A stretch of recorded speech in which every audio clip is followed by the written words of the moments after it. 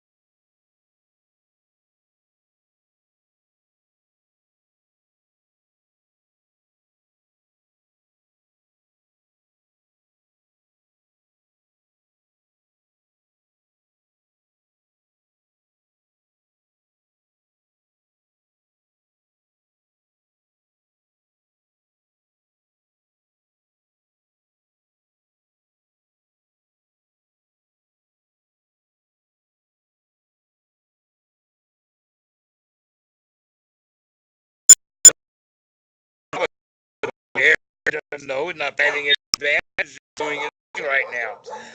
And they question him again, and so he says, no, the kingdom of God, and actually words in the Greek is basilica theos, the temple of God, and this is where the word basilica comes from.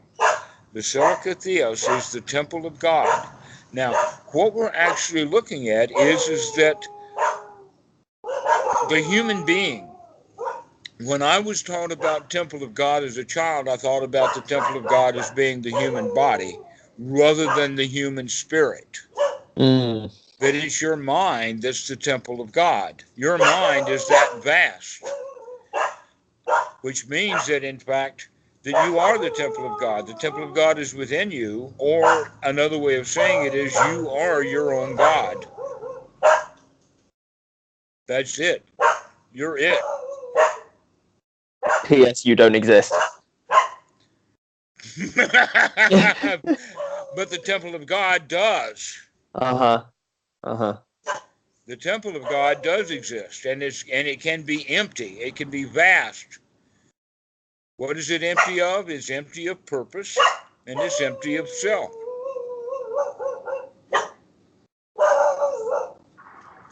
And so that's the human spirit, and that's what it really is, the temple of God. That's how God manifests the knowledge that God and the creation exists, is requiring of consciousness. We have to know that it's there. But we know it ignorantly. We're not fully, because we still have roots in our animal nature, and so we live our lives in an animalistic way. But when we wise up, then we have the wisdom, the higher wisdom, that we do become gods. Mm-hmm.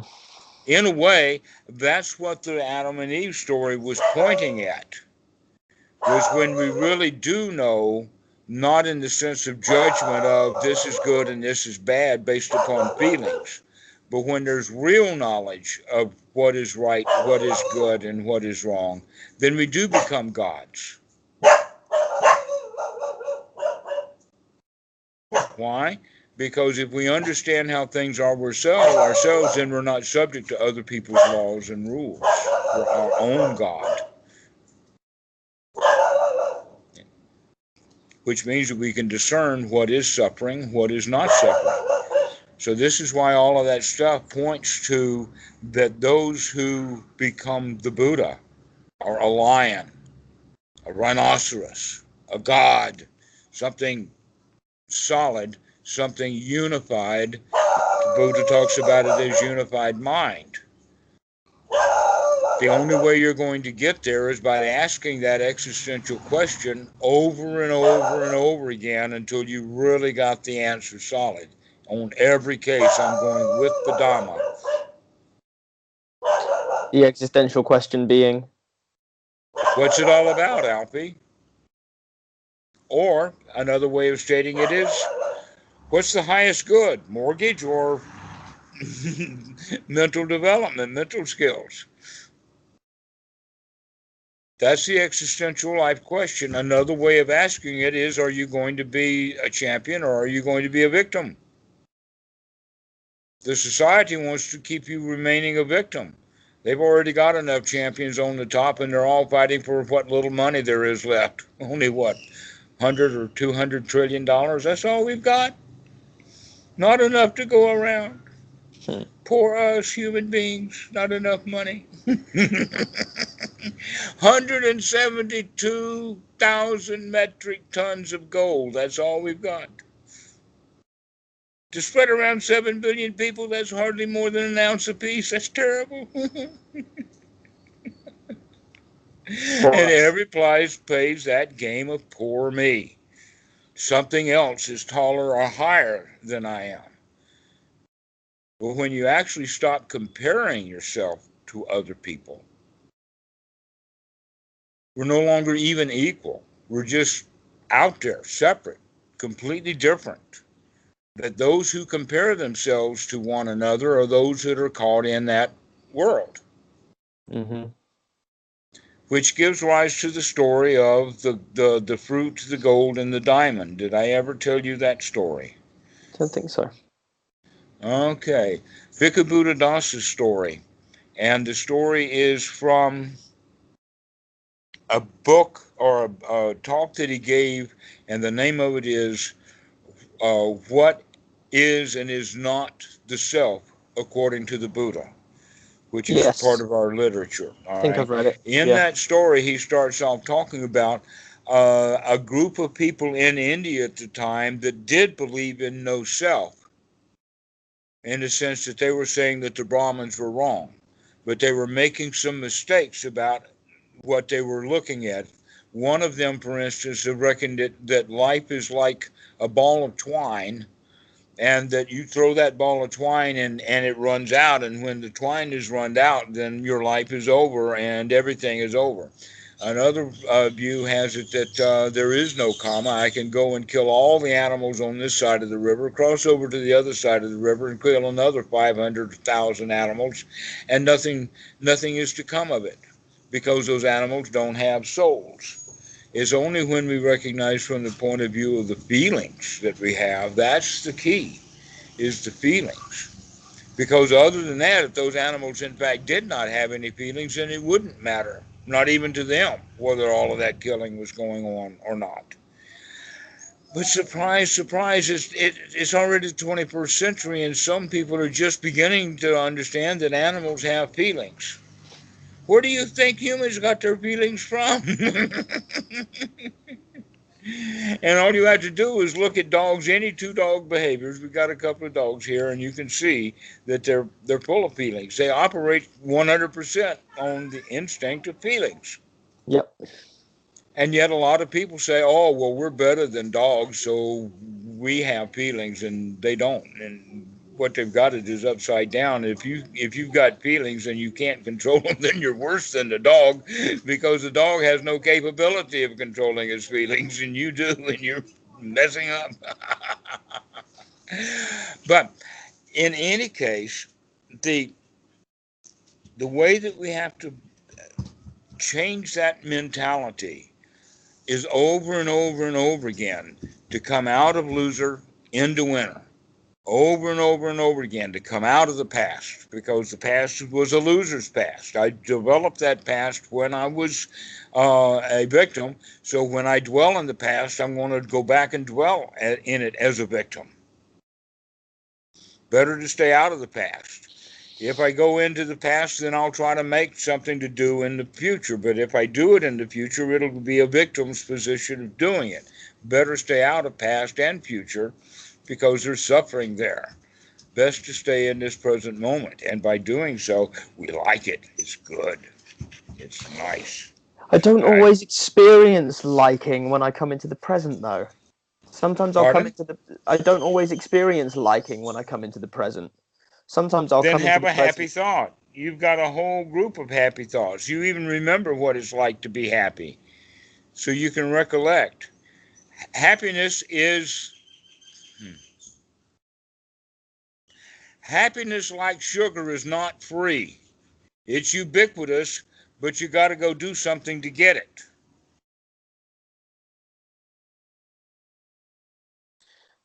Now, the old way of doing it is, oh, I can be happy if I go buy that car or go buy Yeah, that ice cream or whatever like that.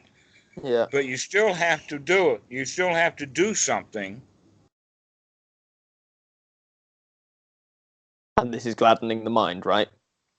Gladdening the mind. It's an active process. And it's an active process. And part of that active process, but not all of it, is relief.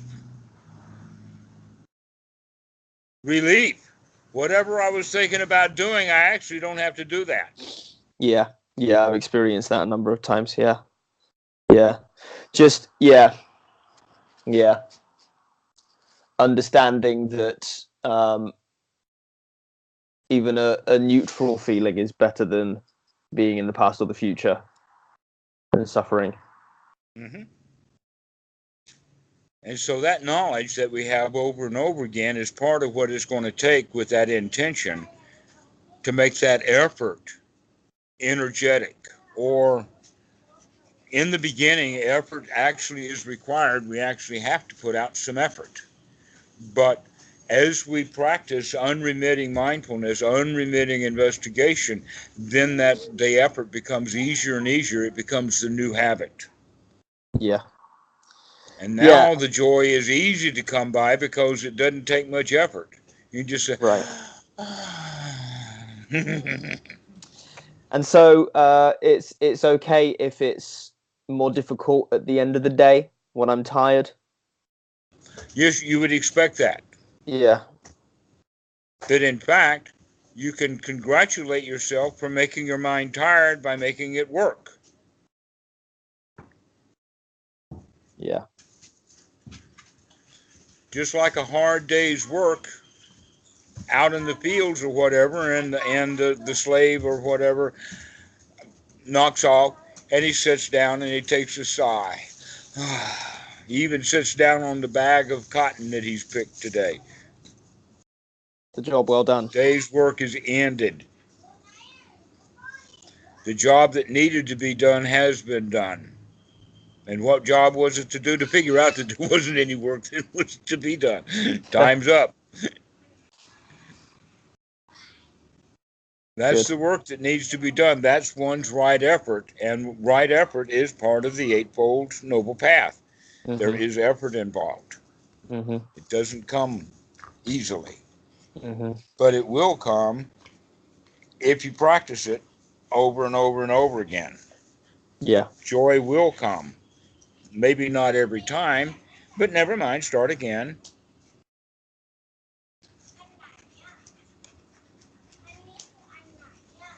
We've got so many Buddhist jokes you can tell yourself one after another after another. Can I find those written down anywhere? Probably, but if not, there's a good place to start, and that's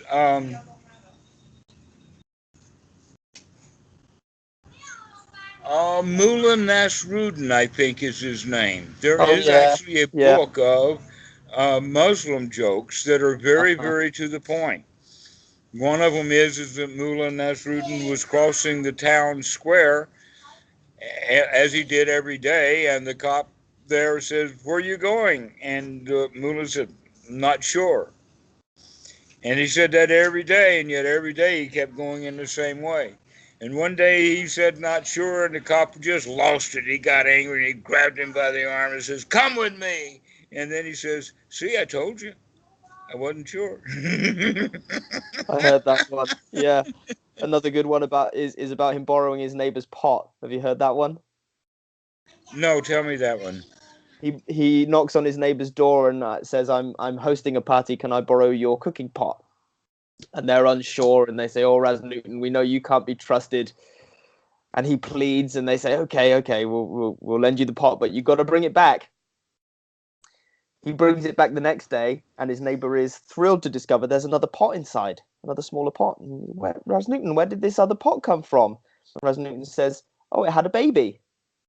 And they say, "Oh, how wonderful." He comes back later sometime and says, "Oh, I'm hosting another party. Can I borrow your pot again?" And the neighbor says, "Oh, yes, of course. Here, take both the pots." And then they're waiting for Rasmussen to bring the pots back, and nothing happens. And they go round to his place. They knock on the door and say, "Rasmussen, where's our pots?" And he says, "Oh, they died."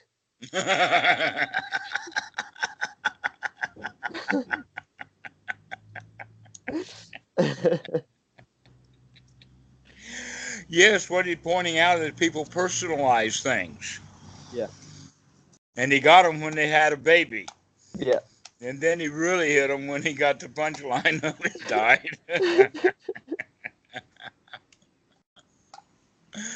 Yes. So,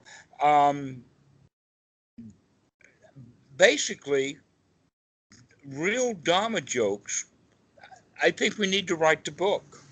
Yeah, I've been feeling like I need some kind of Dharma entertainment because the old entertainment isn't doing it for me anymore. I can see how much work it requires from me.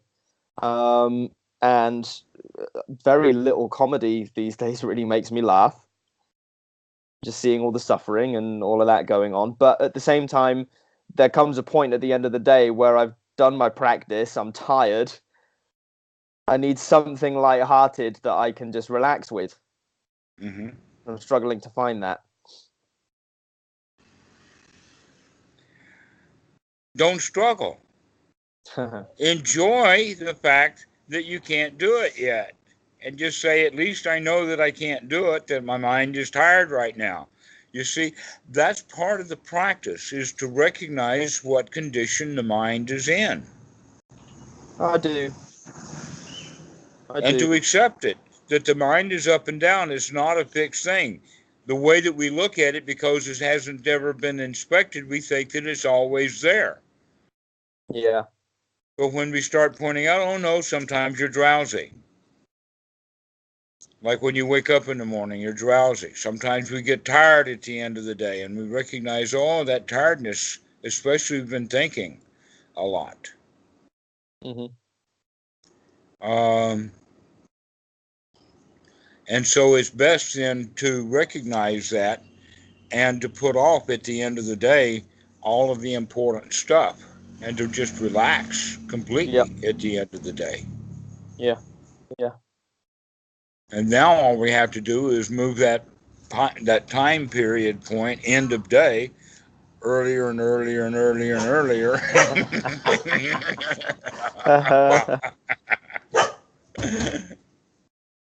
And you're giving us a wonderful example, Dhammarato.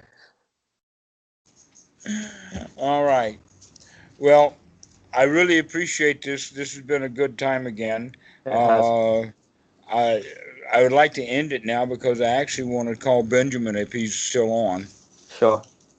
Okay. So he's getting a little later. Tam's home now.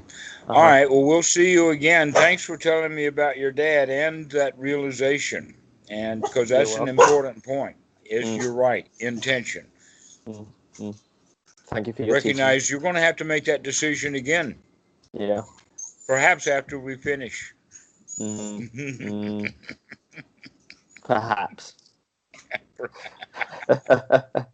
Well, who knows? Not sure. All right. Well, we'll see you. Thank you, Dhammarato. Okay. Bye-bye, Danny. Bye-bye.